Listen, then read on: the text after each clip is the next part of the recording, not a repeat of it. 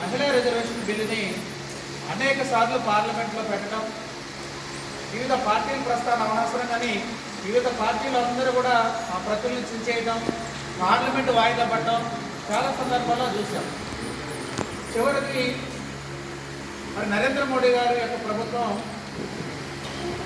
మహిళా reservation bill 33% మహిళలకు రాబోయే రోజుల్లో రాజకీయ రంగంలో మహిళా రిజర్వేషన్ బిల్లు ఆమోదించేది చట్టమైంది. రేపు రాబోయే రోజుల్లో చట్టసభల్లో మహిళలు రాబోతూ ఉన్నారు. ఇది ఒక ఎగ్జాంపుల్. ఇంకొకటి ఏంటంటే ఎస్సీ ఎస్టీ బీసీ వాళ్ళకి రాజ్యాంగ ప్రకారం కొంత రిజర్వేషన్ ఉంది. అయితే జనాభాకు అనుకూలంగా పెంచాల్సినటువంటి అవసరం ఉంది, న్యాయమైనటువంటి కోరిక, దీంట్లో ఎటువంటి అనుమానం లేదు.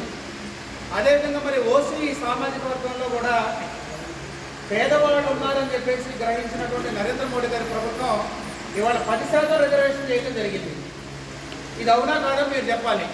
10% రిజర్వేషన్ వస్తే ఇవాళ ఉద్యోగ రంగాల్లో కానీ వాళ్ళకి 10% ఇంతకుముందు మన కళలో కూడా ఊహించలేదు. ఇది 10% అసలు రిజర్వేషన్లో ముట్టుకుంటేనే ఏమవుతుందని ఓసీ వాళ్ళు ఆలోచించే సమయంలో మరి ప్రధాని నరేంద్ర మోడీ గారు 10% ఓసీ కమ్యూనిటీ వాళ్ళకి ఇచ్చింది నిజమా కాదా, మహిళా రిజర్వేషన్ బిల్లు ఆమోదించింది నిజమా కాదా, రేపు రాబోయే రోజుల్లో చట్టసభల్లో మహిళలు రాబోతున్నారా లేదా, ఈ నిజాలను గమనించాలి.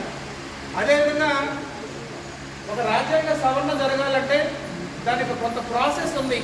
కొన్ని పార్టీలు ఆ ప్రాసెస్ని మర్చిపోయి కేంద్రంలో ఉన్నటువంటి ప్రభుత్వాన్ని విమర్శించే పరిస్థితిలో ఉన్నారు.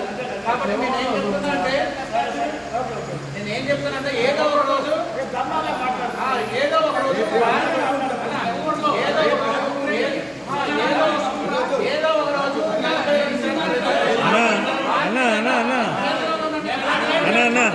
కాదన్నా